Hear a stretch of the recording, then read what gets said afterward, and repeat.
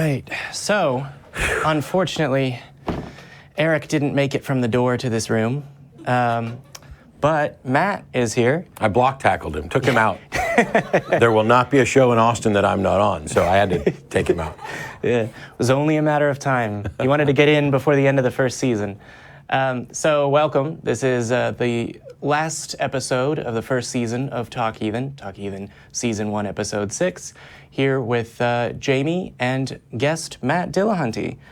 In case you haven't heard of him, what are you doing on the internet? No. I'm not a cat. That's the problem. I'm not a cat, so they missed me. Yeah. Although you have cats, so you could do a cat-themed video. How are you doing this week? I'm doing pretty well. My wife and I, we do a big 3,000-mile Christmas tour to visit family, and then after Christmas, we do something just for ourselves. And one year, we went down to Florida and swam with manatees, and this year, we decided to hit like 25 antique malls between North Georgia and Austin. So. Wow. Do you buy a lot of antiques or just? We didn't buy that much on this trip. I mean, our house is full of stuff. Yeah. There's not much room for stuff, and I don't have room for big furniture anymore. So I'm looking for specific things, small things, collectibles, magic-related stuff. Do you find magic-related stuff in antique stores or just? Very rarely, which is why I didn't spend a lot of money. I tend to find it more, there's magic swap meets and conventions and stuff like that, but. For me, when I say magic stuff, I mean, I'd love to find some good posters and other things like that. But also, I'm getting ready to do a Magic and Skepticism tour starting in Canada in April. And so it's a mix of magic and talking. But I also have an idea for a 10-minute bit with me as a mind-reading farmer. And so going to the antique shops, I'm looking for particular, like milking machine equipment and stuff, so I can build a contraption for that act. But that's a ways down the road. Yeah. Mostly it's fun. So is that sold out already, or? No, actually, we just started selling tickets for the April World Tour. I'm in 2 weeks. I'm in New York with Lawrence Krauss and Sam Harris, and that's sold out. And then in February we're doing Chicago and Phoenix, and I think there's still tickets for those. But the April Magic and Skepticism tour, 8 cities across Canada. I think we just announced it like last Wednesday, so no tickets have been sold. Who knows? I just haven't been told we're sold out yet. But you can go to mattdillahunty.com, and there's a little Magic and Skepticism thing down there to find out if I'm going to be in a city near you. 8 cities in Canada, all the way from Victoria over to Halifax, Nova Scotia. Yeah. Well, I mean, my geography of Canada is. But I guess that's west to east? Yes. All right. Yes. Just in case anyone out there was wondering. Well, do you want to get to callers? Sure. All right. Let's see. Let's take ontological argument. Here. Hello, Robert in Seattle. You're on the air on Talk Heathen with Jamie and Matt Dillahunty. How are you today? Hello, can you hear me? Yes, I can. Oh, good. What I wanted to say to you and your audience, this is Eric. Jamie has me locked up at his house. Nope. Somebody help me. All right. Free Eric. So that must have been some kind of prank call. We're going to drop that one. Eric is fine. He is out of town for a little while. And maybe out of town for a little longer now. All right. Well, let's take, moving right along, let's take Albert in Florida. You're on the air with Jamie and Matt Dillahunty. Hello, can you hear me? Yeah. Yes, I can. All right. Hi, Matt. My guest is Jamie. Yep. I just had some questions about, I guess this is the first time I call, so excuse me if I'm a little nervous. I just wanted to ask some questions about atheism and the atheist lifestyle. Okay. I mean, yeah, there's more than one way to live your life when you don't have a God, so there's not one atheist lifestyle, but if you want to ask about my lifestyle or Matt's lifestyle, I'm not sure how much Matt wants to share or whatever, but I'm willing to. My life's pretty much an open book. I just want to know kind of like, what do you guys believe in? I mean, like, what's the goal of your show? What's the gospel, the message that you guys are preaching or trying to spread? I mean, how is this show going to help humanity? How is atheism going to help humanity? How, and well, the thing that's going to help humanity in it. Hello, Anthony? Well, the thing that would, I'm sorry, Albert, my apologies. The thing that would help humanity about having fewer people that believe in a God or that subscribe to religions would be that it would undo the kinds of harm that religion can cause, which, to be clear, is all that the word atheism means.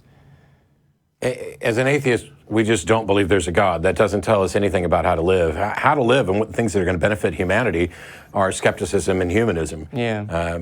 Skepticism being about how you go about figuring out what is believable and what you should believe, and humanism being a moral, ethical view of the world that basically, as far as we can tell, we are stuck here. There was nobody supernatural to intervene on our behalf, and we've got to figure out how best to solve our problems. So while, this show is going to be different from the atheist experience in some senses, but the purpose of it, we don't have something to preach. There's no gospel. We don't believe there's a God, and we find it curious that we live in a world where so many people do, and whenever we ask them to give a justification for it, they fail miserably, which puts us in an even stranger position of being surrounded by people who believe something when they can't give any good reason for believing it. And the beliefs that they have are, in many cases, incredibly detrimental to humanity. They impede progress. They set up divisive positions where it's us versus them. So for me, I've been doing this for almost 14 years, and the purpose is to have the conversations, to get information out to people so that they can see, hey, has anybody in the history of humanity provided a good reason to believe the things that so many people believe? And if the answer is no, then shouldn't we stop believing those things and start working to make the world better without, hitting our knees and folding our hands in prayer? Because when has that ever done anything? Besides affect the way that people feel, but in serious situations, I'd rather that people feel that those situations were serious and that something needed to be done, rather than just wishing away problems, because, as you just highlighted, that doesn't solve them, right? So the idea that when you have these conversations, we should promote a skeptical viewpoint as far as an approach to forming beliefs, because we'd like people to care whether or not what they believe is true. And when you do that and you examine the way in which you come to conclusions, one of the things that we've found is that scientific skepticism is the most reliable method for doing that. If you have another method that's more reliable, we'd love to hear about it. Does that pretty much answer your initial questions, Albert? Or yeah, that does. How does this? Well, I have more. How does this show, for instance, differ from the other one, the Atheist Experience? So the format is effectively the same, but we have an emphasis on having conversations with some of the same callers from week to week. So instead of a one-off conversation, which, because the Atheist Experience has so many callers and because people call in half an hour before and call, get a busy signal, hang up and call again and get a busy signal, it's more difficult for the series of rotating hosts and co-hosts to have I talked to you last week and I can talk to you this week again, and I'll talk to you the next week, as far as, I explained something last week, but you've called in this week and I don't think you understood what I was saying. Call in again and let me help you with it again, sort of helping people get on their feet, which also makes it a better show for recent deconverts and other recent non-believers that need someone to reach out to for I'm a heathen now. How do I do that? I think there's another aspect to this too, is that, so I've been hosting the Atheist Experience for almost 14 years, and there's now 3 regular hosts, although I'm on less than anybody now, myself, Russell, and Tracy. And then there's 5 co-hosts, and there is a whole bunch of people who would love to be involved in that sort of thing. If you watch the Atheist Experience, there are different styles and different approaches. Don's going to give a presentation on the failings of Christianity. They just don't stop. They never stop. But Tracy has a different style from John, and John has a different style from Jen, and Jen has a different style from me. So it's an opportunity to get some voices that people haven't heard, people who have been involved in this community with a different perspective. And the things that Jamie was pointing out about going for more conversational, supportive, maybe, I don't know, you could view it as lighter or whatever else, but basically we have more people and more different perspectives than we could possibly ever fit into one show. So it made sense to start another one, and I'm glad they did. And I'm thrilled to actually be here to see how this goes. Sounds great. Sounds great. Matt, I've heard you before. What I like about you is I like the way you explain things. You're very commonsensical. I don't know if that's even a word, but I like how you explain things in a way that people can understand them. Thank you. And I like your common sense. It's almost like, maybe I need to give you guys a little bit of background. I don't know if you guys are familiar with Seventh-day Adventists. Mm-hmm. Oh yeah. Or are you an ex-Seventh-day or an Seventh-day Adventist? I'm not sure if I'm willing to give up my God safety net just yet. However, my father is a pastor, a Seventh-day Adventist pastor. I learned how to read from the Bible. By the time I was in 6th grade, I had read the entire Bible, and I'm talking the 1611 King James Version of the Bible that includes all 80 books, including the 14 books of the Apocrypha. I had read that entire book in English and Spanish by the time I was in 6th grade. My father is a pastor. We traveled building churches, building wells, and, helping the poor. Traveled in the United States or abroad? Abroad. Oh, okay. Abroad, mainly in the Caribbean and in South America, and we even went to Africa. But we've done a lot of traveling. I went to school. I have a degree in theology. I have another degree in religions of the world. I then went ahead and got a degree in computer science, to my father's dismay, because he wanted me to become a civil engineer and a pastor like him. And then I went on and got a graduate degree in occupational therapy and rehabilitative sciences. Mm-hmm. So I have 2 masters in science, and I've read the Bible, and I had, ever since I was a little kid, I had a lot of trouble with the Bible, especially. That's a good sign. I remember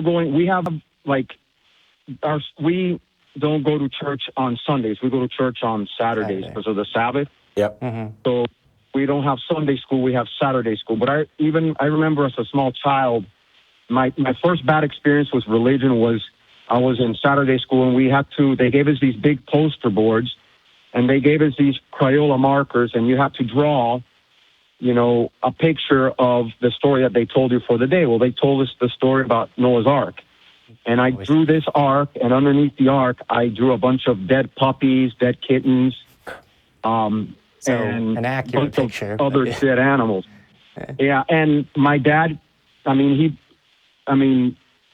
want to talk bad about my dad or anything, but you did call him a pastor earlier. Yeah, Proverbs 23:13 tells you, I don't know, Matt, you're familiar. Jamie, I'm not so sure if you're familiar with it. By the citation, no, but... Proverbs 23:13, well, it says, do not withhold correction from a child. Mm. So basically, if you read the whole verse, basically it says, do not withhold correction for a child, for if I beat him with a rod, he will not die. So he would always tell us that when we misbehaved, and he would take out his belt, and he would say, withhold not correction from a child, for if I beat him with a rod, he will not die. So I got a really serious ass whooping for drawing that. But my question to him was, if only these survived, how many died? How many babies died? How many women, infant, and children. How many babies in the womb died? How many other animals died? Yeah, how does it count as correction if what you drew was accurate? Yeah. Also, but we know that that's not a good way that children learn, and there's the expression misery loves company. I don't think that misery loves anything, but if it helps at all, there are people that have gone through the same thing that you went through then and are going through now, as best I can tell. So if you're looking, I want you to finish the story you were telling, but if you're looking to find other people and common ground and support as far as a community and a possible landing ground, if you do, as you say, give up your belief net, they're out there. They're young and they're not as big or ubiquitous as Baptist churches of whatever first, second, third number. But we're here for you. We're here if you need to talk. But what I have found, like for instance, is I like I said, I study theology. I study religions of the words. So I mean, I can agree when I say that yes, I do believe, like most biblical scholars, that the Bible is a collection of myths and stories sprinkled with some Roman propaganda and whatever propaganda of the time was. I mean, all you have to do is read the King James Version of the Bible from 1611 to the current one that you can purchase today, and you can see all the changes. I mean, hell, they took away 14 books. Why? I have no clue. I mean, there's different theories of why. Well, the 14 books that were taken away, so the AV 1611 included them, but listed them as non-canonical. That the Apocrypha and stuff, by definition, Apocrypha is not part of the canon. So it's according to who? Did God say that? Well, God hasn't said anything so far as I'm aware. Exactly. But the list of canonized books, which predates even the AV 1611, doesn't include the Apocrypha, which is why it's called the Apocrypha, in part. Right, but I'm saying all those books were supposedly, inspired by God, and who picked them? I'm not, like I said, I'm not trying to, I'm just saying that I understand the history of the Bible. I understand that there is no original text. I understand all that. Yeah, if you talk to the modern Protestants who are the AV 1611 only, that's the only Bible, even they aren't including the Apocrypha. What they're complaining about is, here's the way the verse reads in the King James in the 1611. Here's the way it reads in the NIV. The NIV is a poisonous, abomination from what the text says. The modern, especially Baptists who are keen on the 1611, aren't that concerned about the fact that the Apocrypha is gone, because most of them consider that to be Catholic, heathen, or I forget, apostolic, or no, that's not right either. I'm not going to get the word right, but it's Catholic doctrine that doesn't fit in with the Protestant view. Yeah. I mean, that's stuff you already know. The Catholic Church has continued revelation, which just sort of means we can keep improving it with church announcements. Which means Catholics should all become Mormons. Really, though, yeah. Yeah, that's the newest version. Anyway, I went off on a tangent, Albert. Yeah. Please continue. Although, Albert. Right. Well, anyhow, what I was saying about the Bible, I'm not here to I know the history of the Bible. I know that there was no original text. I know that whole thing.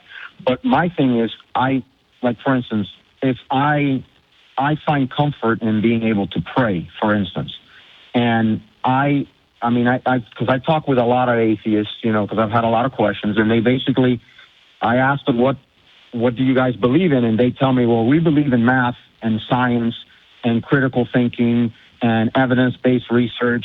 Yeah. Would you agree? Is that kind of like what you guys believe in? I have always had a problem with that phrasing when people say, I believe in science. Yeah. Because it's just a parallel stating, a borrowing from the way that religions and religious believers have always stated what they believe to be true and all these things. And so in the same way that, as a result of the influence of religion in American society, we say like, oh, I believe in this cause. It's like, well, what you're really saying is you support this cause and want it to succeed, but so much of our language is influenced by that, right? Like there was at one point a competition to try and find the secular equivalent of the phrase preaching to the choir. And I'm not aware that any satisfactory version of that has been found. But no, so when I'm asked, particularly by a believer, oh, what do you believe in? I understand, or at least assume, that what they're asking me is, oh, I have this feeling and set of statements of what I believe about... No, I'm not talking, I'm sorry. I'm not talking about feeling. I'm talking about how do you come to your beliefs? I mean, based on what? I mean, Matt uses the word evidence a lot. I've That's a listened good to a place lot. to start. Yeah, so You have to have a way of evaluating it. Scientific skepticism is the two-word answer. the thing that Jamie's quibbling over, which I completely agree, is there's a difference between believe in and believe that. And so it's probably better just to dump those, because by and large, I would imagine that we believe or accept as true most of the same things you do, and most of the same things most believers do. We just don't go that step further to accept the supernatural claims. So what seems to be what you're trying to get at is, how do I live my life? How do I go about deciding what's believable? What is guiding the decisions that I'm going to make about what actions I can take and what actions I should take? One of the biggest issues is, what is the foundation of your moral thinking? And, as I pointed out, everything is rooted in reason and evidence. Now, that doesn't mean that we ignore emotion at all, because that is a fact about reality, that you care for someone, that you love for someone, that you have empathy with someone. Those are valuable things, and they go into the decision-making process about moral decisions. And so I have kind of a set of statements or heuristics that are constantly present in my mind, which is that the think globally, act locally applies everywhere. Yeah. I think about, if everyone on the earth took the same action that I'm going to take, would we be better off or worse off, or is there any way to tell? And if we would be better off, then I evaluate that as a morally good action. If we would be worse off, it's a morally bad action. And if there's no way to tell, then we're in neutral category. We don't make a decision. In addition to, if everybody did this, what would it be like? I try to think about the consequences of my actions, not just for myself and not just in the immediate future, but look more long-term and more broadly in, how much of an impact it's going to have on people, which is why we talk about something like marriage equality, which many evangelicals for years and still are opposed to. I look at it and I'm like, first of all, we have this foundation of individual freedom and autonomy. And how can we allow some people to marry who they want and others not to? We don't get to point to a book and pretend that this book, is now the source of this. We have to actually use reason and evidence. And what damage or harm does it do to allow me to marry a woman or me to marry a man? Is there any functional difference there? And if you can't come up with a compelling reason to impede an action, then it should be permissible. We should have freedom, we should have maximal freedom, and then begin to limit it based only on good, real demonstrations of harm, not, oh, it offends my God, or, oh, that is icky to me. It has to be something about, here's how this actually affects the world. And if homosexuals want to be miserable and hate each other, they should be allowed to be married too. It is an obvious joke, mostly for my wife. We don't hate each other and aren't miserable. Yeah. One of the things that you said in that I want to touch on is that, there's an immense value to the emotions and the feelings, and part of that comes down to the values that we use to evaluate morality and moral systems, right? At least in part, right? Like, it's the sort of, I have empathy, therefore I don't want to own another human as a slave or beat them, even if they don't die for a couple of days. And that starts from caring about other humans, which, despite what many Christians will tell you, isn't an objective fact, although it's a widespread tendency amongst humans. And one of the things I noticed that in the notes it said you wanted to talk about where morality came from, even though you hadn't brought it up explicitly. One of the things that is interesting is when you follow the line down to, okay, well, Christians get the basis of their morality from commandments from God, and this is the correct thing. It reflects in the same way that the evangelical movement in the United States has pushed for, and now arguably had 2 presidents in the White House, which is that, well, this is the correct moral way, this is icky to me, and I will make it the law because I can win, right? Which is effectively might is right, just in the form of an election. The single most important concept that I think we can teach people about moral decisions, and it goes beyond moral decisions.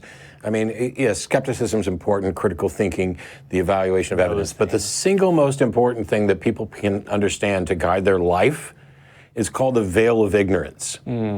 Design the society that you are willing to live in, not knowing who you will be. Should we allow slavery? Design a system if where you don't know if you're going to be the slave master or the slave. Design a system where you don't know if you're going to be gay or straight, or anywhere on the spectrum. I don't want to make everything binary. Design a system where you're either going to come in as the child of incredibly wealthy parents, or you're going to be born into poverty and starvation.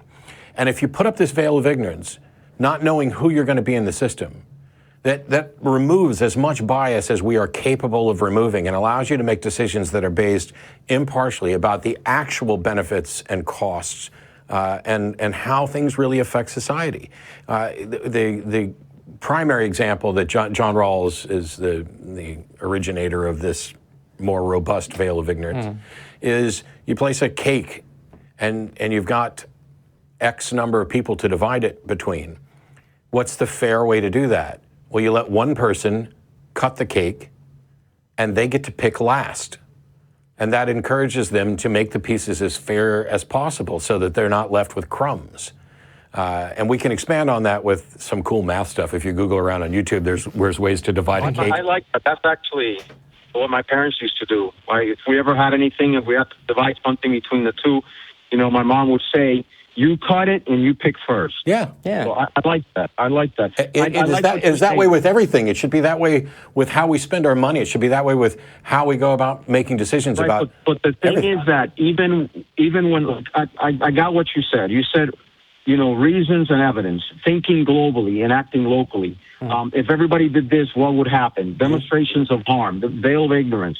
And you talk about emotions or feelings, but are you guys familiar with cognitive dissonance? Yeah, where you're able to simultaneously hold 2 mutually contradictory positions in your head. They say simultaneously. I've always felt like it's switch back and forth depending on exactly. In the same way that computers don't really process 2 things simultaneously, they just switch back and forth. So right, quickly. exactly. But go ahead. I can give you an example right now where I could have you guys experience cognitive dissonance, where you guys would both right now, and please don't take this the wrong way. I've done my research. I know that the countries that have the largest atheist populations have the lowest rates of crime, rape, murder, and so on. I know that the countries that have the highest rates of religious people, theists, have the highest rates of crime, rape, Right. And on and on and on. I know, that our prison population is 99% theist, 80% of which are Christians, and only less than 0.25% are atheists. So I know that. I mean, if you were to do the math right now, the atheists are definitely beating the theists when it comes to not harming each other. While I'd love to take all of that and just say, yay, us, there's a problem with a number of the statistics, and correlation isn't causation, so you couldn't make the case that atheism necessarily results in a better society. Certainly not atheism on its own. Yeah, science. I think you could do it for humans. If you look at but if you look at, for instance, the Abrahamic religions, which I was brought up in an Abrahamic religion, if we were to follow the laws of Leviticus, I don't know if you're familiar with the laws of Leviticus, right now, to a T, we would either wind up being killed or incarcerated. Oh, yeah. I mean, we would. Yeah. I mean, and if we followed it as a is. nation, Maine would go through an economic crisis because no one would buy lobster or crab. Right. But I mean, I can give you an example. Like right now, like I feel comfort when I pray. I feel comfort, starting off every day, praying, and I feel comfort ending each day praying for what I'm thankful for. Before I started talking to you guys, I prayed that I would be able to communicate my thoughts clearly in a way that you guys would be willing to understand. You see what I'm saying? Now, So one quick question, Albert.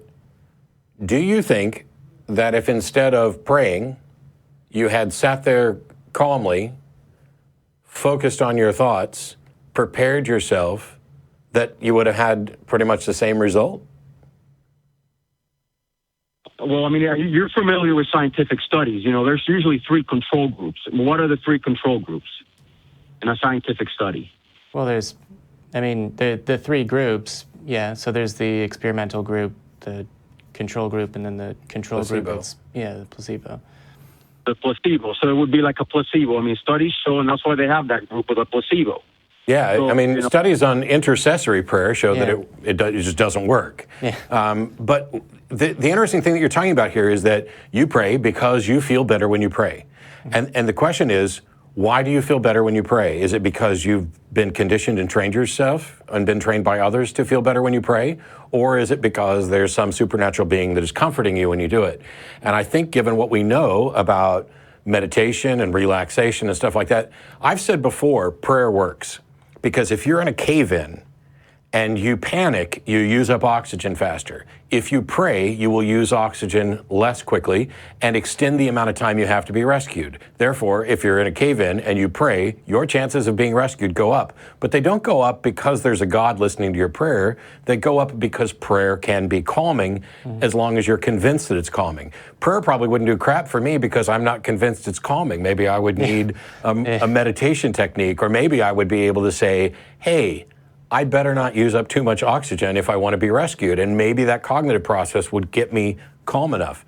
Not saying it would necessarily work for everybody, but the fact that you feel comforted and calmed by praying, isn't it? I have no objection or disagreement with that. And I know people who don't believe in a God who do the rough equivalent of praying. Let me throw my thoughts out in the universe. This voluntary action of taking the stress and anxiety that you feel and placing it somewhere else, even if it's fictional. If you can convince yourself momentarily that this is not going to hinder your abilities, that you are going to set aside your anxiety.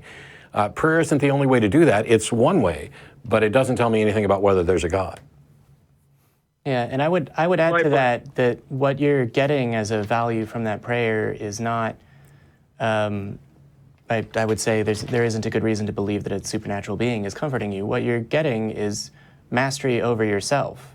Like you are able to lessen anxiety and convince yourself that you should be confident in the way that you communicate. And I feel like there's a lot of therapeutic things that you can do, right? You're using what a very, very small element, although Christians would say it's the most important element or whatever. Well, you get 5 people to pray to different gods. Yeah. If they're all comforted. But I'm saying it's kind of like, you can say that, okay, I mean, like I've had this explained to me kind of like this, well, you're just, in order for you to believe, you have to almost like turn off rational thought. In order for you to believe in a God, you have to turn off rational thought, and you're turning off rational thought in order to feel comfort in something that you're doing. But I mean, you guys do the same thing. I mean, I could give you guys examples right now where you guys in your own lifestyles turn off critical thinking. Okay, give me an example. Feel better. Give me an example because feel better about your actions. Give me an example because what I can say is that anytime it's been exposed to me that I'm engaged in magical thinking, that I'm suspending reason, I stop doing it. So give me the example. Okay, I'm going to show you an example where you're going to turn off rational thought, critical thinking, and you're going to go for like faith or social norms or social behavior. Well, here's the thing. social norms and empathy aren't necessarily irrational. But go ahead and give me your example. Okay. You stated in the beginning of the show that you have cats, right? I have 4 cats, yes. I have 2. 4 cats. And you have 2, Jamie? Is that what you said? Yep. Have you guys ever come home really, really angry at your cat and saw that it pooped outside the litter box, and you decided to put them into a crate and leave them outside for 6 months, still fed them and watered them, but just left them outside because they pooped outside their litter box? No. No. No. Why not? What would be the purpose in doing that? Yeah. I mean, why not? I mean, don't you think that would teach them not to poop in the litter box? No, I have no good reason to think that that would teach them to poop in a litter box. First of all, cats poop in a litter box almost automatically. You don't even have to show them where it is. They'll go find it.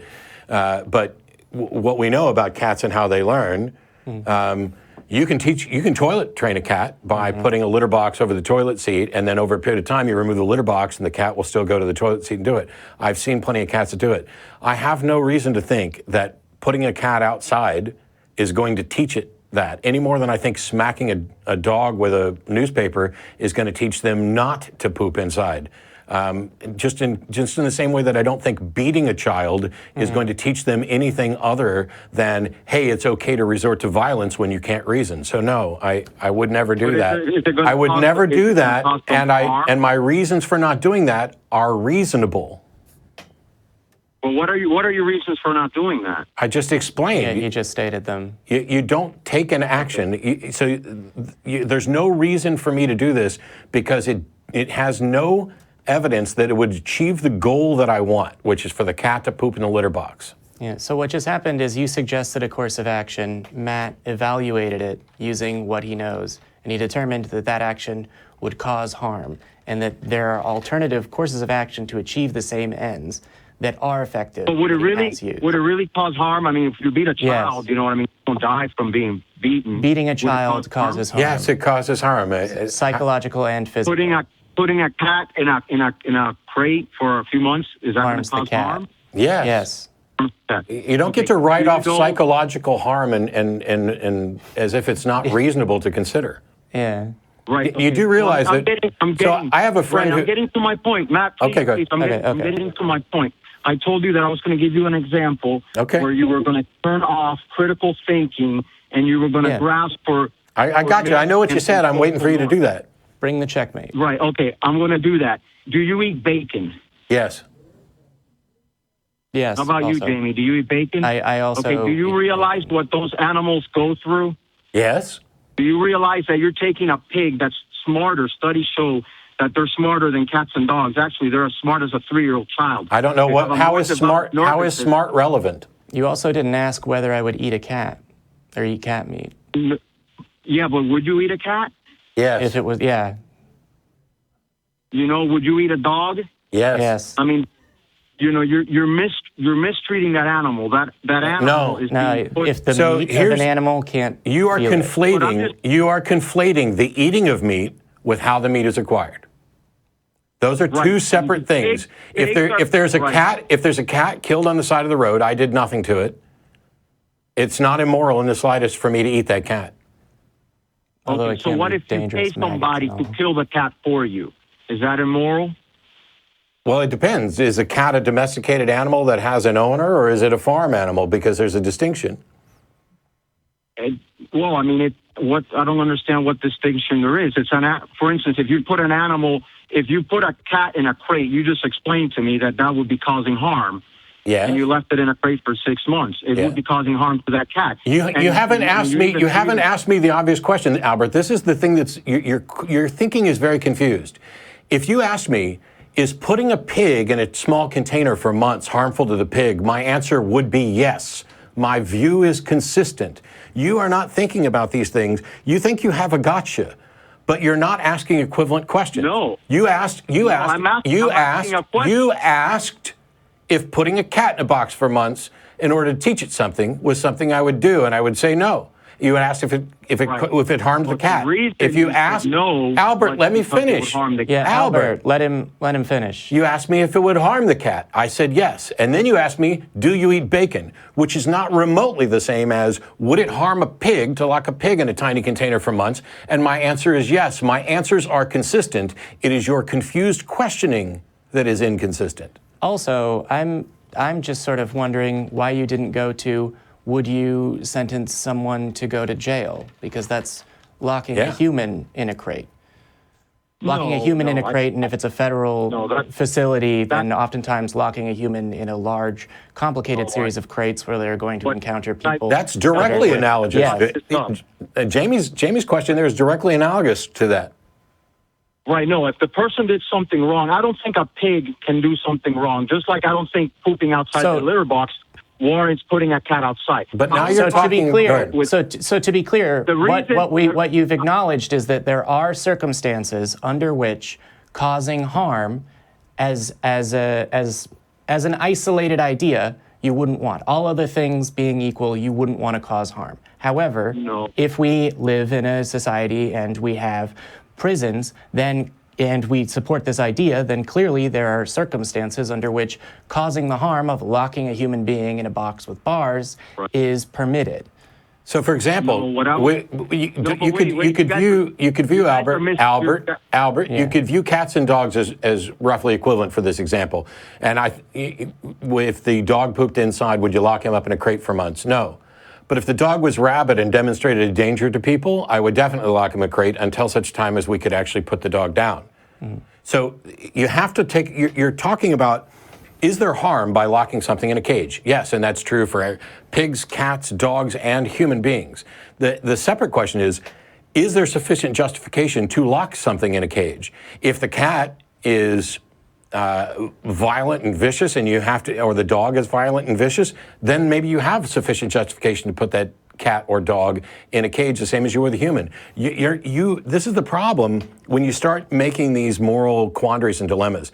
They have to be directly analogous. Otherwise, you are committing the fallacy by analogy, that you have two things that are not equivalent, and it's equivocation fallacy, that you're trying to make equivalent. So lock a cat in a box, is it harmful? Yes. But that doesn't mean that there's not a good reason for it. It just means that not pooping in the litter box isn't sufficient justification for putting it in the box. Does that make sense? Right, but see, this... Where's my cognitive dissonance? Where's my failure to reason? Right. Checkmate averted. This is where we got off. You're trying to justify your action of eating bacon. For no, I'm not. No, I'm not. At no point did I try to justify why I eat bacon. We haven't even had a conversation about whether or not it's moral to eat bacon. I asked you because eating bacon isn't equivalent to murdering an animal or killing an animal, whichever. This is the thing. You think you've caught me in cognitive dissonance, and at every point I've shown you that that is not the case, that it is your sloppy thinking about asking these questions that makes it appear that. Let me ask also, you, Albert, there's a fundamental problem in this series of questions, which is cognitive dissonance is about coming to two... Albert, let me finish this, because we're on floor 13 of a building with a bad foundation, and we need to go back down for a second. The fundamental problem with this series of questions about trying to get to cognitive dissonance is that cognitive dissonance is about holding two contradictory beliefs about a fact claim that are in contradiction. If you're trying to expose a weakness or a poorly thought out moral decision, or something that appears incongruous with a series of values and a method of moral evaluation, you can do that. But that is very different than believing that there is a human-sized bunny rabbit that is invisible and intangible that follows me around and talks to me. Cognitive dissonance would be simultaneously or switching back and forth between saying, no, locking the cat up doesn't harm it, and yes, locking the cat up doesn't harm it. That's cognitive dissonance. As soon as you change the subject, the conditions, the surrounding thing, that's no longer cognitive dissonance. Just like I would argue that there's a benefit to trying to reason with an adult and not particularly a benefit with trying to reason with an infant who can't understand what you're saying, yet they're both people. You could have, is there any benefit to arguing with people? Yes. Well, what if that person is 6 months old? Well, clearly no. So that's not cognitive dissonance. That's a recognition of a distinction between them, just like I recognize the distinction between the reasons why we would put a cat in a box and the reasons why we would eat bacon. You don't seem to know what cognitive dissonance is if this is your trap to show that we're in it. I would also like to state for the record that there's not really that much benefit trying to reason with a cat. But there's a reason that we call I believing agree. that there is a door and that there isn't a door simultaneously, or believing that this is wrong and that it's not wrong at the same time as cognitive dissonance. Yeah. And, oh, I would never hurt my child, and then that person goes home and beats their child. There's a reason that we call that hypocrisy and not cognitive dissonance, and that is because those two things are not the same.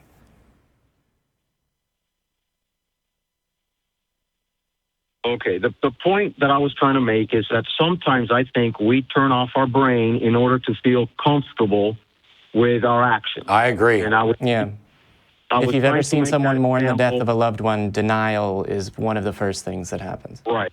Yeah. And that's why I was trying. I think I would never put a cat into a crate. I don't think that that you can argue with a cat either. I don't think that putting a cat in a crate is a good thing. I don't think it would help. I think it would. I agree with both of you that it would cause harm. I think the same thing about a pig. I think that putting a pig into a crate would definitely cause harm. Me too. I don't think that we need to eat meat. I don't think we need to be killing innocent animals. You know what I mean? That's why I don't eat meat. Okay. I'm sorry with my sloppy thinking. I was just trying to find an example which showed. This could have been really easy, somebody- Albert. This could have been really easy, Albert, because we both agree that occasionally all human beings stop thinking rationally and engage in something irrationally for emotional reasons. That the fact that we all do it is separate from should we do it, and whether or not we should do it is dependent upon the situation. If my grandmother is on her deathbed and asks me, do I think she's going to heaven? I'm going to say no, because she already knows that's what I think. It's an honest answer. It's not particularly comforting. If she is in doubt about whether or not there's an afterlife, is it a bad thing for her to, on her deathbed, rationalize and say, oh, I'm going home to Jesus, I'm going home to... It's doing no real harm at that point. It may be doing harm if you're 12, and this is going to determine how you live the rest of your life. Believing that you're going home to be with Jesus at some point in the future will control the next 70 years of your life or so. Whereas somebody on their deathbed, there's nothing left to do. So the fact that we can all engage in suspending reason for the sake of our own emotions doesn't mean we should, and whether or not we should is dependent on circumstances. If we'd have started there, which I think we agree on, then all that cats and dogs and pigs stuff would have been irrelevant. And none of this, by the way, is a demonstration of cognitive dissonance. It's a demonstration that we are human beings. Human beings, yeah. And that we make mistakes, and that I will happily try to correct mistakes when they've been exposed. But if I find a flaw in, if you construct a syllogism of everything that we discussed, you'd be able to see the fallacies. You'd be able to see the equivocation. You can't always see that in a conversational type of dialogue, which is why shows like this are awesome, occasionally frustrating, but I'm enjoying this call and others. Yeah, and I would like to say, Albert, the fact that really, I know that you know, it's, even when I watch old episodes, I try and respond to things that callers and that Matt say, but this doesn't demonstrate a level of cognitive dissonance, and it would be better if humans didn't rationalize and come to illogical beliefs. However, we didn't evolve, or whether you believe in creationism, we don't exist in such a way that we can turn off irrationality. And so we have to find some way, if we're going to live in a civil society, of managing that. And I'm happy to use whatever tools, cognitive, that I can on myself to limit and control the influence of irrational tendencies in my mind. Whether that means making myself, allowing myself to believe that something that's unlikely is more likely for a moment so that I feel better, is to me in many cases useful, because feeling negative or panicked or stressed about something doesn't facilitate my ability to evaluate it rationally.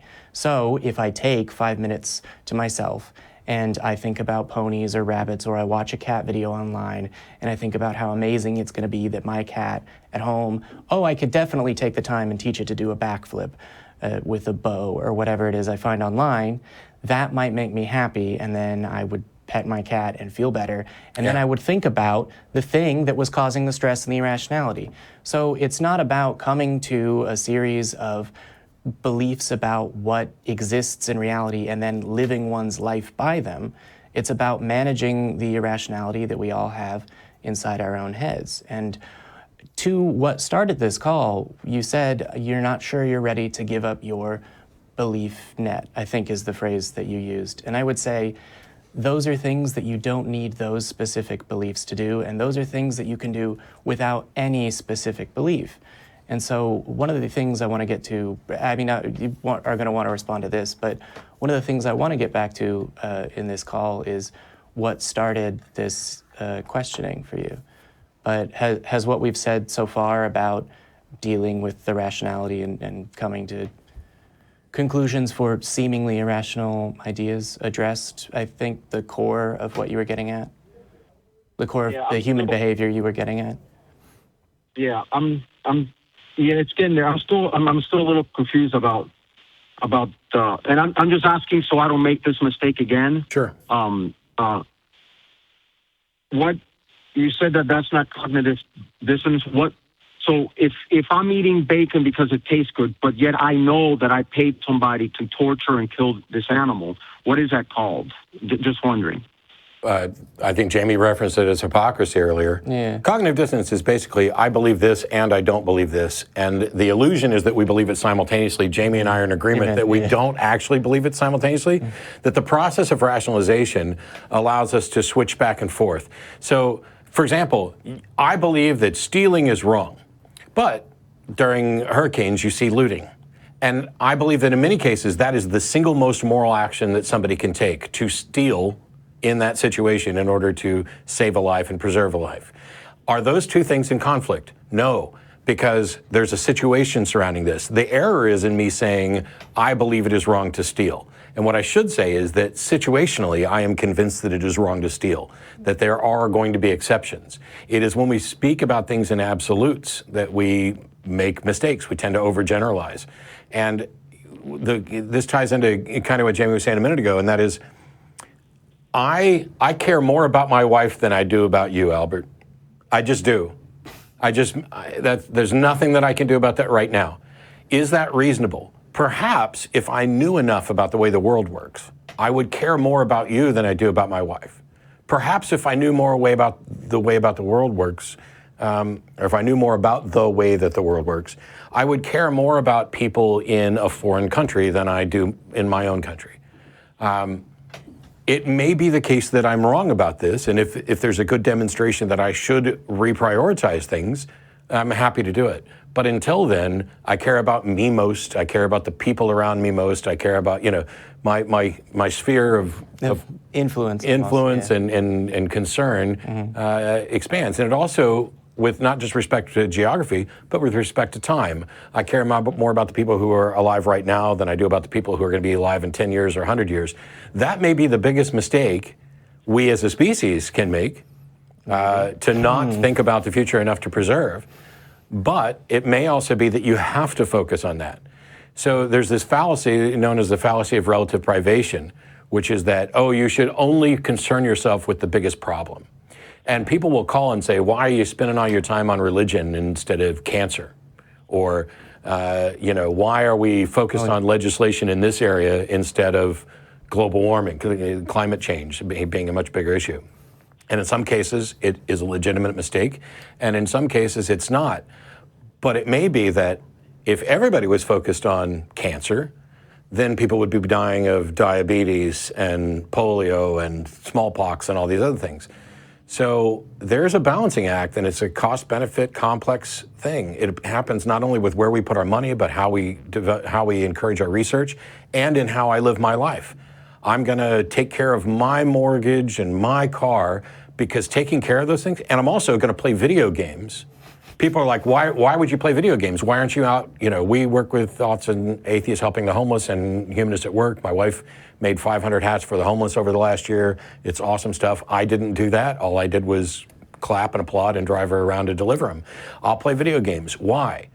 Because that increases my happiness and makes it so that I can better focus my efforts when I come to the show. If I try to do this show 24 hours a day, or let's say 16 hours a day, the show would suck. Both shows would suck. Yeah. You have to take breaks. You have to consider the mental health of the individual, and that includes thinking about empathy and what you value and having fun, because all of that together goes into who we are as human beings. Yeah, and I'd like to highlight again that at the foundation of this is what I think is kind of me. Yeah, a failure to distinguish between claims of fact and value judgments, and these are the same, right? For example, the trolley problem. Oh, do you let the train continue down the track and hit the one person, or do you take the action of switching the track and go down the track and hit 5 people? Yeah. Or do you take the...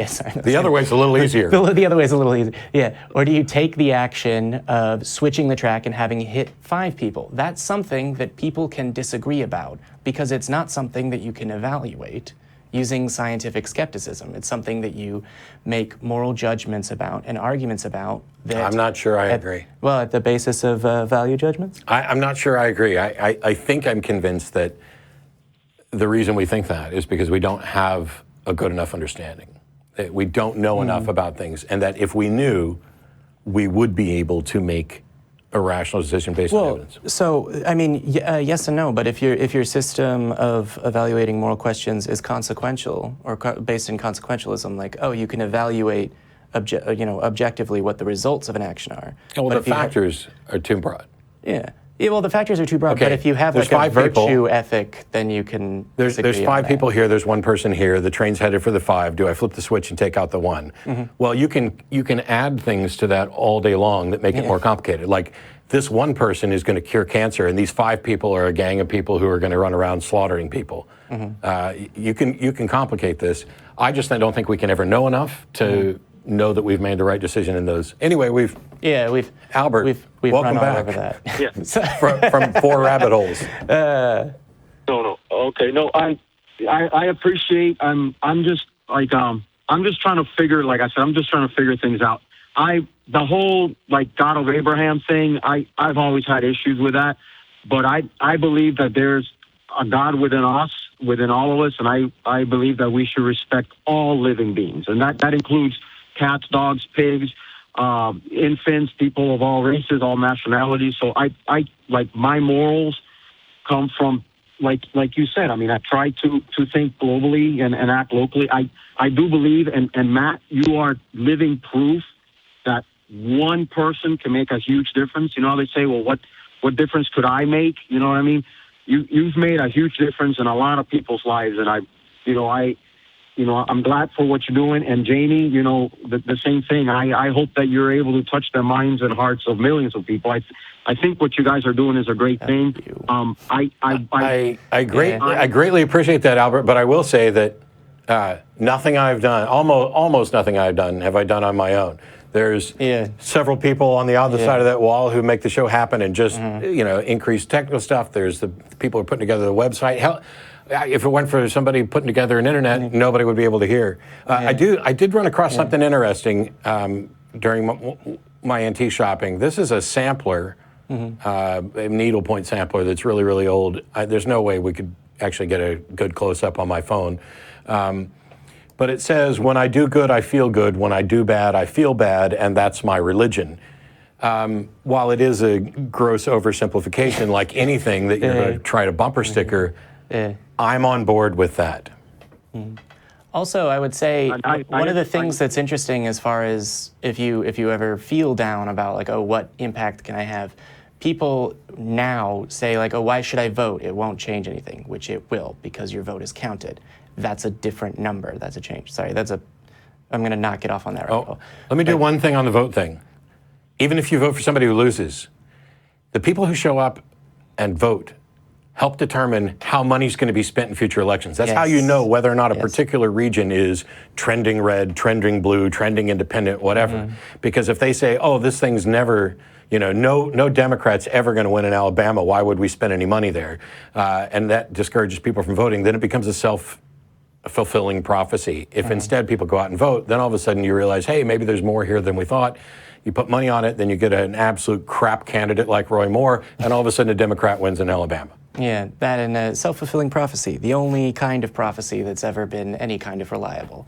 I would also say that that's another problem that I have as a theist. Is I see people that believe, like people that believe in God. I mean, and it's kind of like you have all these people saying, oh, we should, feed the hungry and clothe the poor, but then they're the same ones that are passing laws that are preventing others from helping, feed the hungry and clothe the poor. So I believe in global warming. I drive a car. I drive an electric car. I know that I would be putting a smaller footprint on the planet if I walked to work or rode a bike. But right now, I feel comfortable enough, driving an electric car. The same thing that I said about meat. You know what I mean? I don't eat any meat because I don't want to cause any harm. But I have I feel good when I pray. I feel good, like believing. It's almost like I've been doing a lot of research now. I don't know if you guys are familiar with Ian Stevenson. No. He's from University of Virginia. Nope. He works with reincarnation. You guys can do work on that. The whole thing, I don't like the idea, and I know this is, we have nobody's ever come from heaven or hell. I don't believe there's a heaven or hell. But I mean, to me, it's scary to think that, I'm almost like stepping towards believing in reincarnation. I think there's a lot of studies on that. But it's kind of like when you say, I know you say atheism is just not believing in a God. Yeah. But when you jump from being, I'm not sure if you guys are familiar with Seventh-day Adventists, but any close-knit religious group, when you jump from there, it's almost like you're losing your safety net and all the things that you were taught that mattered. And that's why all of a sudden that's why we have organizations like Recovering from Religion, so that people coming out of religious organizations have landing spaces of similarly minded people coming from similar backgrounds. Even if you remain religious in some aspect for the rest of your life, I would still look into organizations like Recovering from Religion, because you have stories to share with those people and they have stories to share with you, and you might find that the safety net you need is found in other human beings with similar thoughts than it is in appealing to supernatural deities or whatever. And I would like to add to that's part of the reason that organizations like this exist, right? It's the Atheist Community of Austin, and most of our members are not recent deconverts, depending on how you define recent. But there are people that I know that come here to this frequently that also came out of tightly knit religious groups where that was the entirety of their life and they knew nothing else. And this isn't we've all been there, dude, take a jump. But that it's not the end of the world when you leave religion. It's just the end of a worldview. And having been on both sides of that fence, the grass is greener over here. And I'm here to help you climb over.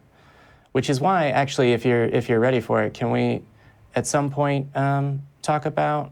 Actually, are you able to call back next week? Yeah, I mean, I work on Sundays, but I mean, I clocked out today to come and listen and talk to you guys. I mean, thanks for that. I can call. What time is it going to be next Sunday? Because I was looking and I saw 12 and I saw 1, and then I'm on Eastern time. On your time it's 12. Or no, on your time it's 2. It's 1 p.m. Central. Yeah. Is when What time is it where you are now? Is what I always do. Right now it's 3 o'clock. Right. We're at 3 Okay. 4. So we started the show. 2 o'clock. Yeah. 2 o'clock your time. We started the show 1 hour ago. So it will be what is it, 167 hours from now. Yes, that doesn't complicate That things doesn't at all. complicate it at all. No, it will be 1 hour to go next week. But if you're having to clock out, I don't know if you use the Facebook or the Tweetbook or Reddit, but you can reach out. You can email. Oh my God, we say that multiple times every show. Email this show at mail, like receiving mail, not like MAIL. AI, mail at talkheathen.com. And you can also email the Atheist Experience at TV at atheist-community.org.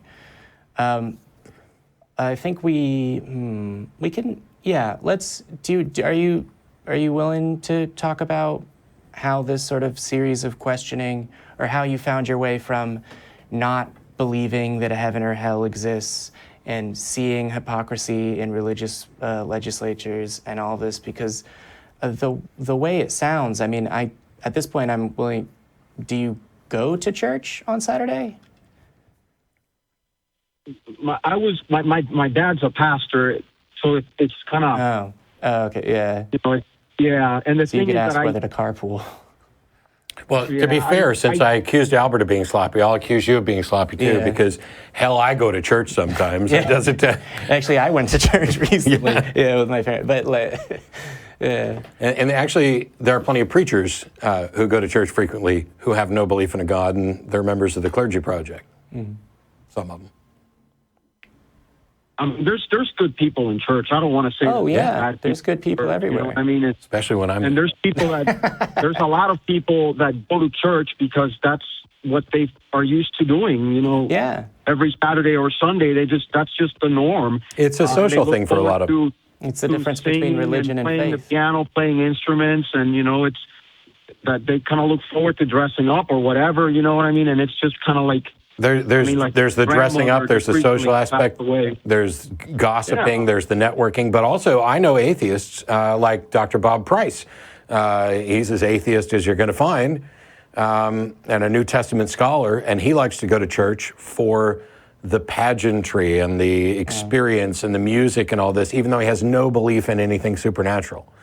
Although he did encourage people to vote for Trump, so maybe he's not the best example for that. And that's another thing I don't like about churches. And Seventh-day Adventists aren't as bad as other churches, but here in Florida, during the election, we had Baptist churches here handing out Trump signs. Yep. Yeah. Okay, so you could go to your local Baptist church and get Trump signs. To me, what the hell? And I'll be honest with you, one of the things that really got me was during this election. There's no way in hell that anybody could say that Trump is a Christian. There's no way in hell. There's absolutely no way in hell. Well, I don't know. His thinking sounds pretty muddled. My thoughts on this are simple. I have an atheist kind of coworker who made the claim that Trump's an atheist and everybody knows it. And my response was, no, we don't know that. What I know is that he's not particularly knowledgeable about religion. 2 Corinthians. That's actually. Yeah, he shouldn't have been criticized for that, because biblical scholars will sometimes refer to as 2 Corinthians, but he's not a biblical scholar. He's a doofus. But he doesn't know that much about religion. They voted for him because of Pence. They voted for him because of Pence. Yeah, Pence got the evangelical vote. But the thing is, if he says he's a believer, then I have to take him at his word, because despite pretending to do it on stage, I can't actually read minds. And also, if he was an atheist, I wouldn't be, touting it as a proud moment. But if he's not going to say he's an atheist, I'm definitely not going to claim him. What I can say is that as a former Southern Baptist, I'm confused, because I have family members who would look at Trump and everything he said and done and said, there is no way that this is a godly man. And yet, they're happily voting for him. I know why. It's about abortion. That's pretty much it. It is about abortion. It is about end times prophecies for a lot of them.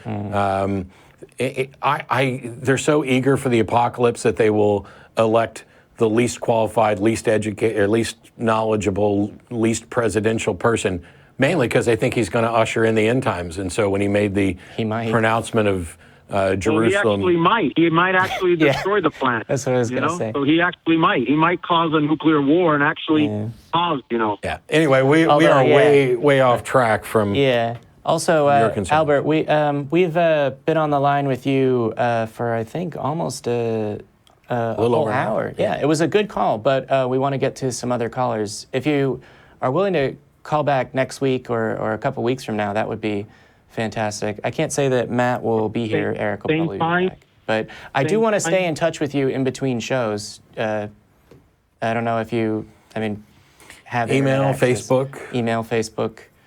I don't think I've ever actually said my Twitter handle on the air, but it's reason_evidence. So I want to, I appreciate being able to talk with atheists. I'll be honest with you because, when I was growing up, there was the worst thing that you could possibly be is an atheist. Mm-hmm. And it's almost like we were taught, if somebody was a different religion, you need to kind of lift an eyebrow. But if they're an atheist, oh my God, they eat baby. Yeah. You know what I mean? yeah. I eat baby pigs. Yeah. But anyhow, that's baby what carrots. we were taught. So, so there's a lot. And then when I started going to school, like I said, I went to school, and I got when you start going to school, graduate school, especially in sciences, Yep. most of your professors are atheists. Yeah. And then when you start working at hospitals, most of the people you work with are also atheists. Your patients aren't, but most of the people you work with are. And I could go on forever on all the reasons. Yeah. Well, that and they've given me for. Albert, we want to hop to a different call, but I want to thank you for calling in today, and again encourage you to call in on another week. Okay. All right, excellent. Thank you guys for taking my call, and I appreciate all you answering my questions. Thank you for your time. And I'll be. Thanks for thanks for calling in, Albert. Good day. All right, thank you. Bye. Oh, dang it! I dropped him in the middle of him saying goodbye. Bye-bye. I knew what he was going to say. See? Yeah. Context. Yes. All right. Yeah, the thing that we don't have to take biblical verses out of to point out that they're terrible. I guess, do you have anything else to add to that at the end? No, I'm happy that, I remember times on the Atheist Experience where we'd have calls that last for 45 plus minutes. Mm-hmm. And they're not, actually most of them probably weren't as good as that one. What I will say is that occasionally when we talked about why you would have this show, and I talked about, different styles, some people are more abrasive. Some people are more blunt. I'm happy to say, no, that's sloppy thinking. And I'm glad that Albert took that in stride and didn't get offended, because when I say that's sloppy thinking, I'm not saying you are a sloppy thinker as an assessment of your entire life. I'm pointing out fallacies in those particular thoughts and acknowledging that all of us are sloppy thinkers from time to time. And the goal is to strive to eliminate that or minimize it as much as possible. I'm convinced that when you do that, in an arena where you are exposed to ideas like skepticism, critical thinking, humanism, that you become a skeptical, critical thinking, humanist, atheist, blah, blah, blah. That said, I'm always on the lookout for the theist that is a critical thinker that is not engaged in sloppy thinking at the moment, who can demonstrate that what they believe is believable. Yeah. There's good reason, which is why I've done the show for so long and why I keep doing debates. So I love that. Yeah. Oh yeah, and your YouTube channel, is it still Sans Deity or is it Matt Dillahunty now? I think it's still Sans Deity, but if you Google Matt Dillahunty, or better yet, Google Atheist Debates. I've got a Patreon project called the Atheist Debates Project. I do 3 videos a month. Some of them are, here's a debate. Some of them are, here's a review of the debate showing what I did right and wrong, what they did right and wrong. Some of them are in-depth looks at arguments. Here's Pascal's wager. Here's the teleological argument. And most recently, because I talk about slavery all the time on the Atheist Experience, and there's a good reason for that. I think it is one of the most obviously flawed things in the Bible that theists cannot defend, and yet they will desperately try to. But the same thing is true with rape in the Bible, with everything about it. So I just did a video last month, the beginning of December, or this month, Oh yeah, it's that goes through what the Bible does and doesn't say about rape, and some of the bad arguments that atheists have made about it, and some good things where I just don't think, you go to Deuteronomy 21 and read it. Yeah. Please tell me how that's a good thing to essentially force a rape victim to marry the person that raped them. Yeah. I don't get it. Yeah, I think rape is pretty clear cut. No. Yeah. All right. Well, let's take Matt. He's been waiting for a while. Hello, Matt. You're on the air with Jamie and Matt. Well, hey, thank you. Just want to basically, I just want to say thanks to you guys, and when I say you guys, I mean generally this whole online atheist community. I am recently realized that I'm an atheist, and congratulations. The signs were all there for many years, but it took me finally being about 40 years old to realize that, yeah, you know what, I actually am. And for me, I live in rural Eastern Oregon. My town's about 14,000 people. There really aren't, there really isn't an atheist community here. We just don't have it here. We're too small, and those of us that are atheists are kind of realize that it would not behoove us to be super public about stuff. That it could cause more problems than not. And I'm still kind of trying to figure out how to be more public with that aspect of things. But well, only be as public as is safe, right? We don't need atheist martyrs losing their jobs and becoming homeless because they can't find a place to live. If that's right.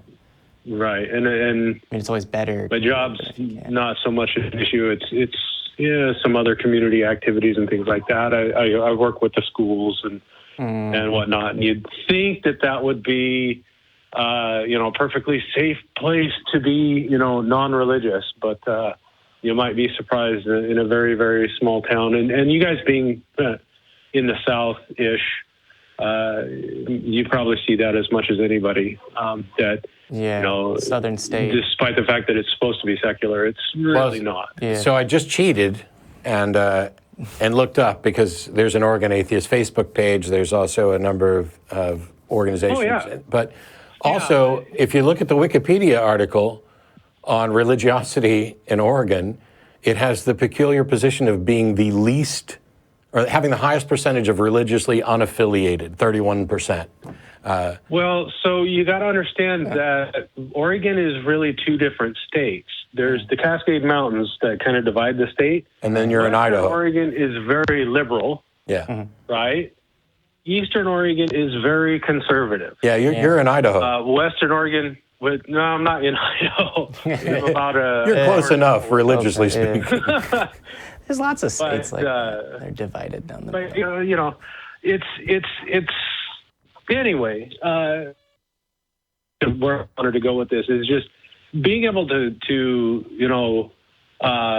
pull up some of your backlog of videos, particularly Matt, with some of yours. Some of Seth's are amazing. I just found out about this one today, Talk Heathen. This is great. So I'll be watching some of these old ones. It's been ridiculously good for me to realize that, I'm not the only person that thinks this way. Yep. And so helpful. And so just, I don't know if coming from some, dude randomly says anything, but keep this stuff up. It's so helpful. It just kind of pushed me over to, it's okay. I can think this way and live this way and figure out what that means. I don't have to, there's not a script. I don't have to be something that somebody says I'm supposed to be. I can figure this out and think through it. You're not alone. You're not the only sober person at the party, I promise. And by the way, my normal suggestion is if there's not an atheist organization in your area, to start one, but I understand that not everybody's in a situation geographically, financially, emotionally where they can do that. I will say there are people that will tell you, use the atheist label and only use the atheist label and blah, blah, blah, blah, blah. And there are good reasons for them to say that. However, they're not taking everything into consideration. If you start the free thinkers of Oregon, the secular community of Oregon, whatever, if that plays better to start building up that sort of community, don't let anybody tell you you're doing the wrong thing, because getting together with people who are not religiously affiliated, who identify as atheist, agnostic, secular, free thinker, Pastafarian, I'm not going to use a label, whatever. Anything to stand in opposition to the privilege that is granted to religion by default helps us change the world. And you don't have to do it in a scary A-label way, but you can. Yeah. You don't have to set anything on fire or carry around statues of Baphomet. But, yeah. And you can reach out to the Church of Satan, and because they're not the least bit shy about standing up to religious privilege pretty much everywhere. Yeah, the Satanic Temple is pretty good at that as well. The Satanic Temple is probably who I was referencing, not the Church of Satan. Yeah. Anyway. There probably is a Church of Satan. There is. But the first Church of Satan, the second. Anyway. Yes. And then I'll the 666th Church of Satan. And I'll tell you what I told our last caller as well. Where I'm here particularly, I'm really pushing for no, we have an online presence. Engage with us. You can email the show. There's the Facebook group for the Atheist Experience. There's the Facebook group for the ACA. There's the Facebook page for Talk Heathen. We have a Reddit for Talk Heathen. Reach out and we'll reach back, or whatever the appropriate phrasing is. I'm following pretty much everything on Facebook at this point. And Atheist Republic. I don't want to make it sound like I'm closeted in what I think. I'm not on a bullhorn. Yeah, you're not on a parade. To everybody. It's so. Not counting this show, you might be more out of the closet than I am, actually. I just don't talk about it with my family that much. Yeah. Well, I still have to have a very long discussion with my wife, so that's going to be an interesting thing. Well, it'd be worth not only having communities that you can reach out to there, but call back in and let us know how it went. Yeah. Yeah. Okay. Sure. All right. Cool. Well, thanks, Matt. Thanks for calling in today. Yeah, thanks again for everything, and the guys behind the cameras and all the techies and the whole schmear. When I say you guys, I mean all y'all.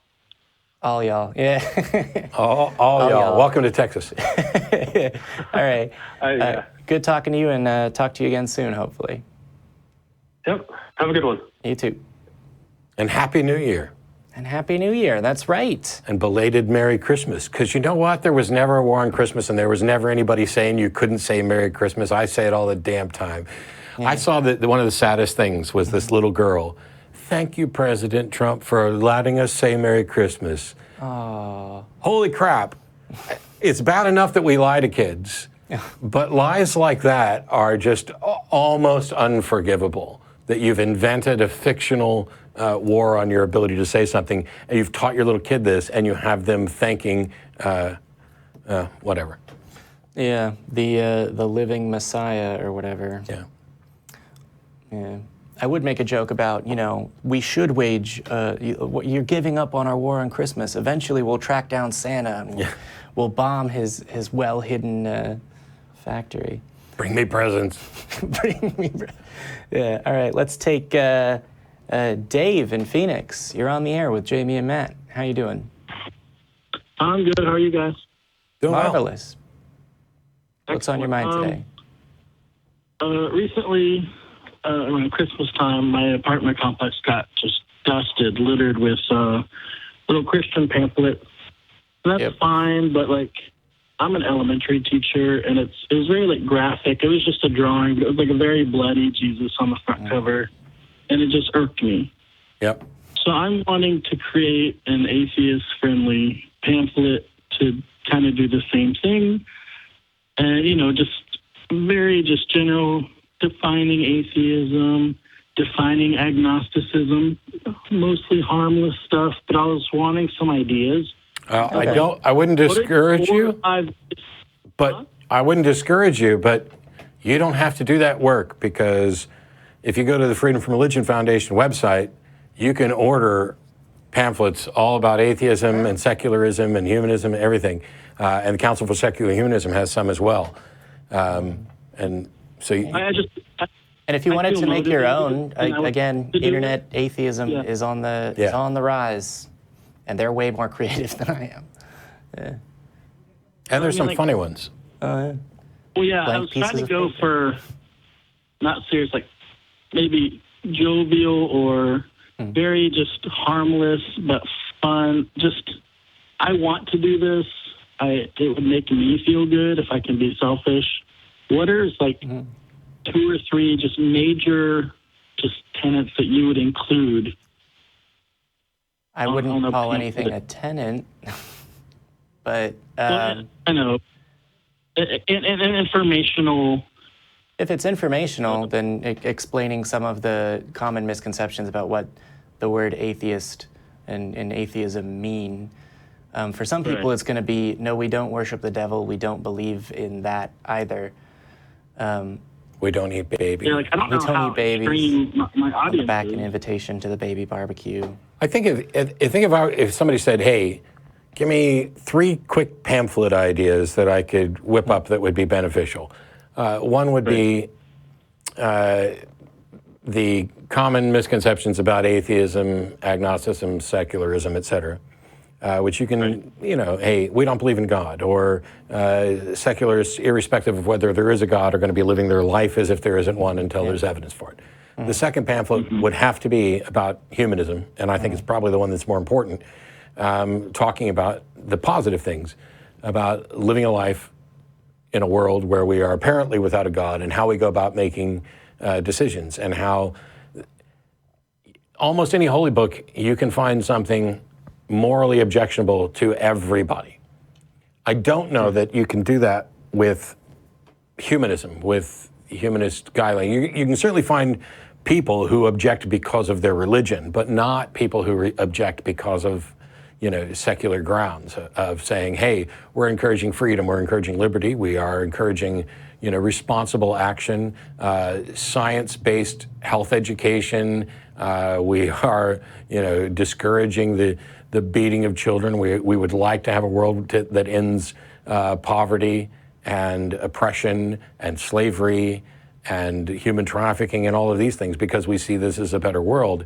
There aren't religions that have those tenets without all the glommed on baggage of, worship God and do this for God and all the other ones.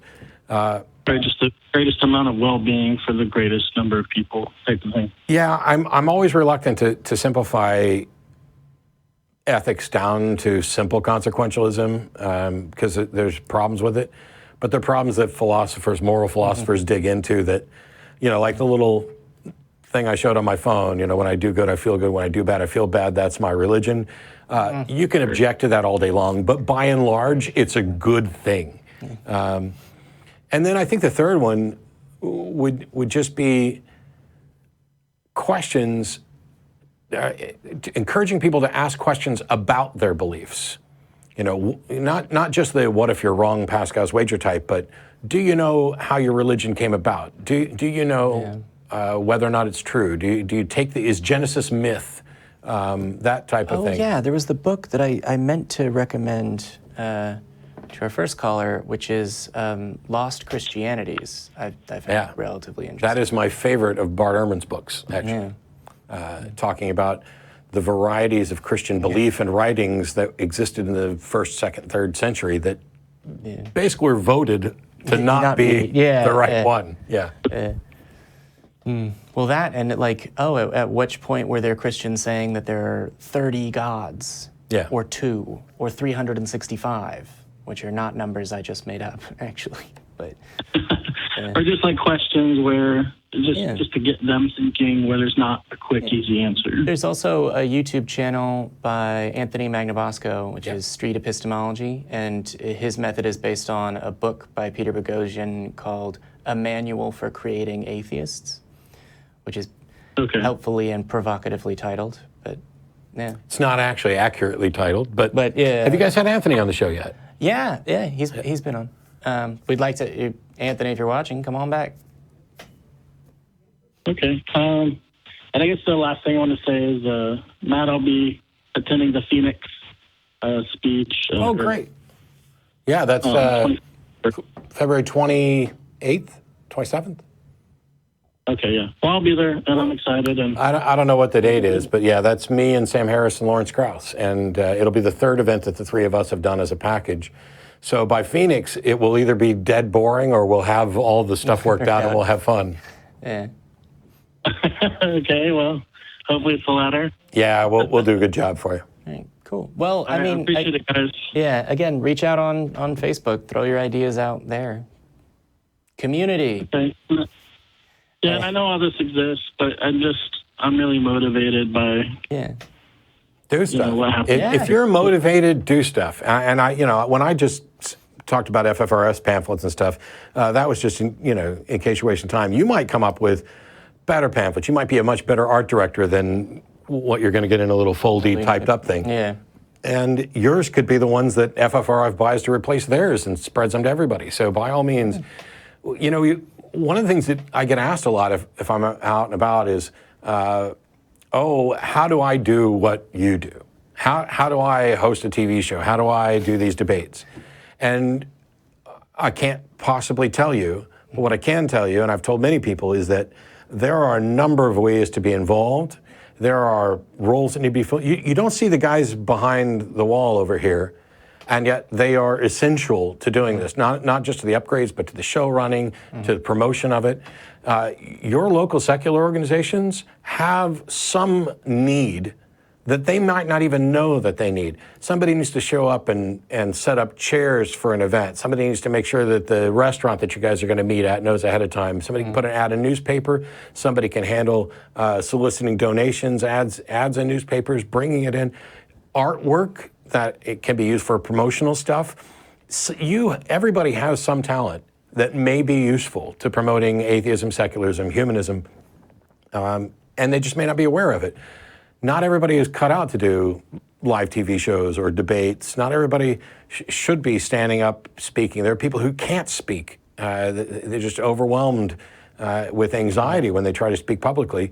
And there's people who may not have distilled complex ideas down to the way people can assess them, but they can nitpick.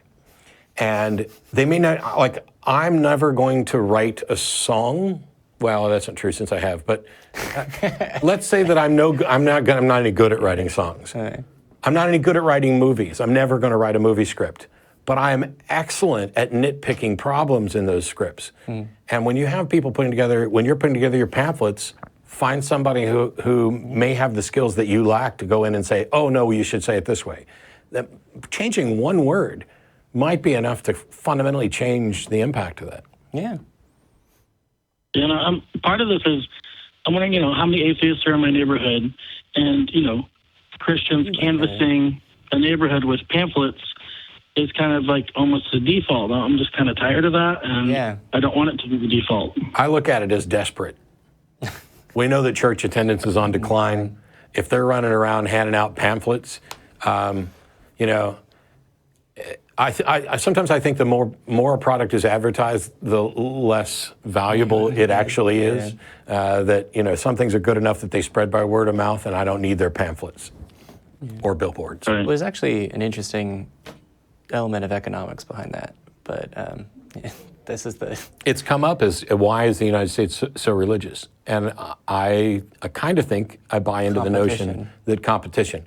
When you have other countries where there's an official state religion, there's less impetus for competition, whereas in the United States, they have to compete, which would make you think that they would develop a better product, and yet, curiously, the product hasn't really changed. They've developed a more appealing product in some ways. Megachurch with rock bands playing secular music and pretending that it's about Jesus.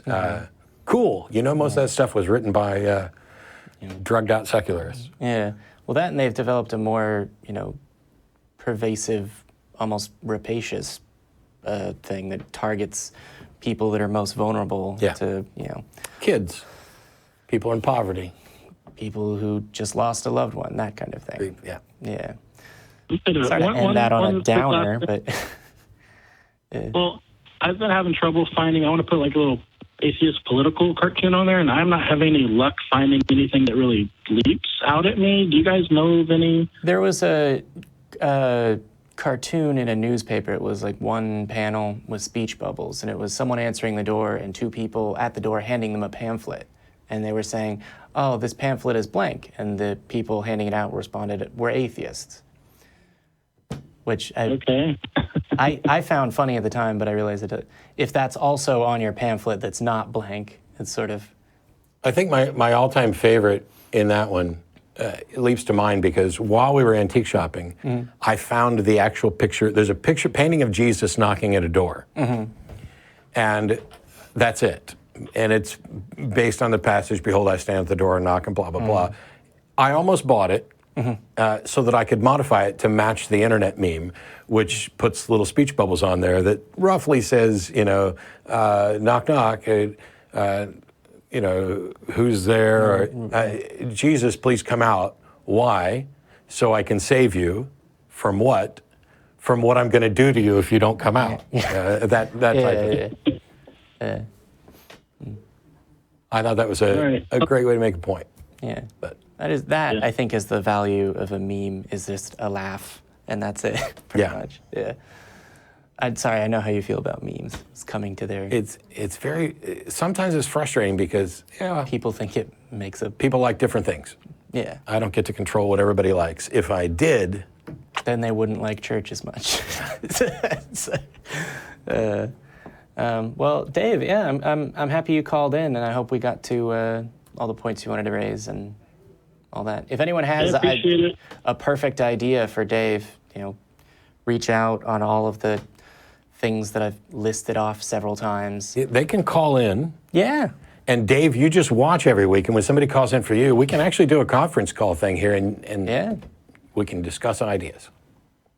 We'll do that. I love how I'm telling you what to do with your show in the future. Well, no, it's useful. We did that. We tried that once with Hamish, but the call didn't go through. Not Hamish. Oh yeah, I don't know. Eric loves Hamish. Hamish is kicking himself that we didn't announce early enough that I would be here. Well, I'm not sure. I would have asked before putting him on. I know. Right. Well, anyway, thanks for calling in, Dave, and I hope that you get the most spectacular pamphlet that's ever existed together. No pressure. I'll do my best. Thank you, guys. All right. You have a good one. All right. Let's get to Aaron. Hi, Aaron. You're on the air with Jamie and Matt Dillahunty. What do you want to talk about today? Good afternoon. Had a couple of questions. One's real quick, one's really pertinent to you, actually. Just out of curiosity, why is your shirt inside out? Oh, I more often than not wear my shirts inside out. But He wears them 2 days in a row, and this is the second day. No. Very efficient. Nice. Well, I just wear them 2 days. If I was going to wear them 2 days in a row, both days inside out. So it's not like underwear. Okay, well... Turn them inside out, get a second day of wear out. I'm just kidding. Yeah. Well, that has stuff written on the back. No, that doesn't make any sense. Oh, okay. Gotcha. Well, so I was actually... I think this is going to be the year that I come out to, like, my family. And, I've been really studying and,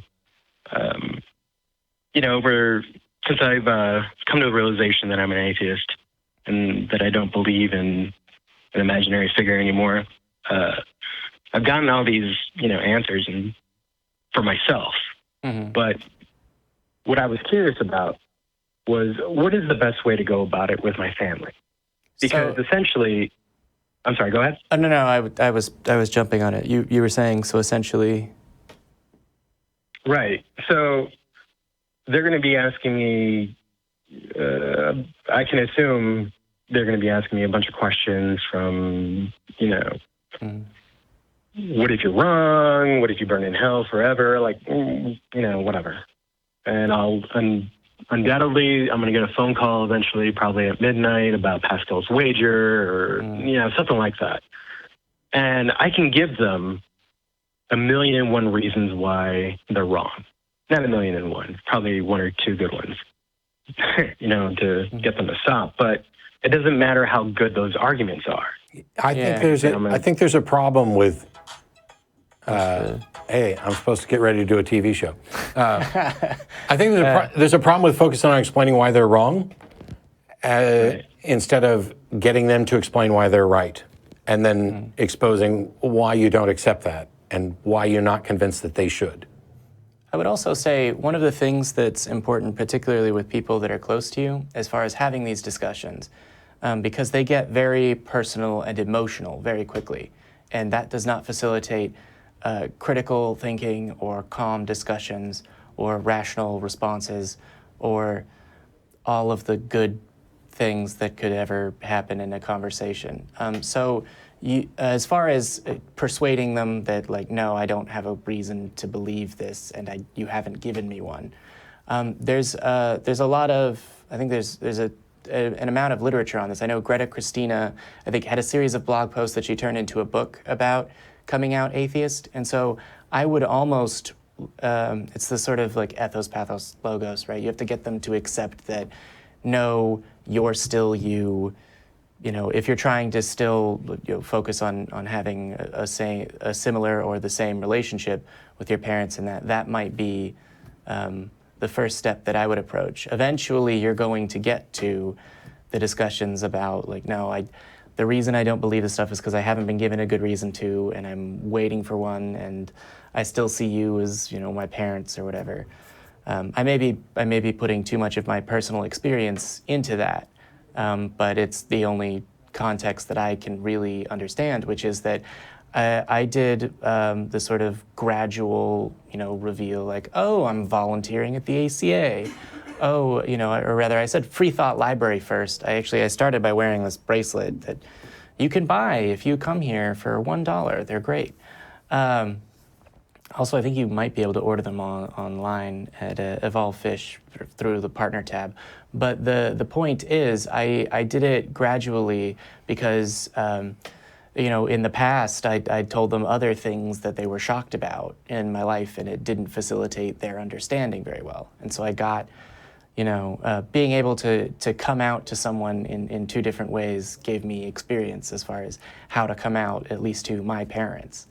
And so I would say that one of the things is it's going to be at least for me, very, very, very tempting to just be like, no, I don't believe. It's for reasons and not because I just decided to be rebellious. Right. And here's why. And your Bible has slavery and rape and all of this is terrible. And you're giving money to an organization and you can't figure out where it went at all because they either don't have to open their books so they don't keep them or whatever.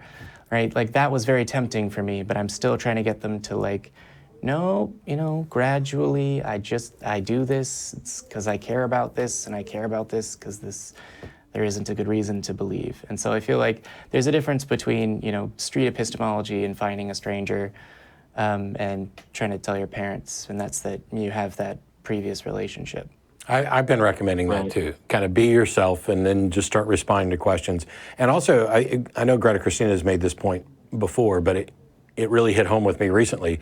And that is that this coming out thing is a process, and it's something that gets repeated because you're going to constantly be coming out to people. It's just maybe not people who are that close to you. A couple months ago, there's an aunt of mine, an aunt for those people who prefer that, who I hadn't seen really in years, and she was well aware that I was doing the TV show and, I'm an atheist and all this other stuff. But we'd never had a conversation, and so we were out sitting outside, and we had a very kind of brief conversation, and she said something. She said, so you don't believe in God at all? And I was like, that's right. And she goes, I don't believe that. And there's a part of me, instantly from the show and everything else that wants to say, oh, so you think I'm lying? You think I'm just faking this? I'm just what, you know? Yeah. And I held back on that, and I was like, I don't know what to tell you. It's the truth.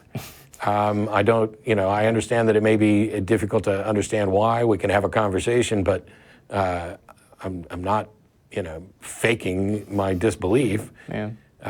And I'm definitely easier on, you know, my mom when we have conversations than I am. Like I was saying earlier in the show, I care most about me and then people around spreading out. Mm-hmm. So I think probably I have conversations in that way as well, where if there's somebody that, if a caller said, I don't believe that you're an atheist, I would have immediately gone down the, oh, so you think I'm lying route? I'm just making this up? Yeah. I'm doing this to, I don't know, get internet famous in a small segment of the population. It's for all the rock star style parties that atheists have. Yeah. There's actually a website where you can go look up people's net worth, and they have mine listed. Except that I have $100 and some odd million in a private jet and a private yacht. And it was funny because Dawkins and I were talking at an event we did, and his name is up there listed with his net worth. And while the net worth they list for him is outrageous, is more than what he's actually worth, it was less than what I was worth, which I pointed out is exactly why we know websites like that can't be trusted. Yeah. That, and if you've ever seen a bad Christian movie, they have the world's top atheist, and they go around to like drug-fueled raves, and they're the biggest celebrity in the world, and there's giant like arenas full of screaming fans. You know, which... Yeah, where are those parties at? Yeah, I know. Where's my invite, really? Yeah, I mean, I had myself, Richard Dawkins, and Sam Harris, so I'm the goober on stage with the two super names, and we're selling out 3,700 seat theaters, which is big, and it's nice, and it's an awesome interaction. But we're not selling out arenas, and none of them on their own or even a conglomerate is necessarily going to sell out an arena anytime soon. I think maybe if you got Dawkins, Harris, Krause, Neil deGrasse Tyson, Bill Nye, and then like a real celebrity who happens to be an atheist. Yeah, you could get a then maybe you could sell out an arena. Yeah, something. You know, they get Ricky Gervais or... Oh, yeah, or you could Seth MacFarlane. Now we're just naming people, whatever. But yeah, we've gone down a huge... Yeah, this is way off base, and and I apologize. I don't have any other way to say this, but I kind of have to wrap it up because I have a friend in surgery who's called twice. So I want to double check and make sure everything's fine. But appreciate your time. We really appreciate it, Aaron. Thanks so much. And thanks to everybody who called for making my first guest spot on Talk Heathen awesome. Yeah. Well, you had something to do with that as well. But I just talk. Heathen. All right, Aaron. The same to you as to everyone else. Reach out, Facebook, Tweetbook, email, etc. And you know, thanks for calling in. Thank you for accepting my call. Yeah, anytime. All right, you have a good one. All right, and that is going to be the show. You know, that's going to be our 1 hour show. That 1 hour and 48 minutes. Yep. Yeah, just a little bit over. And it didn't feel. It reminded me of early atheist experiences where we've gone over 90 minutes. Yeah. So that's it. We'll be back same time next week. It'll be our 1 hour show, Sunday, 1 p.m., all that. We don't hate you. We just think you're wrong.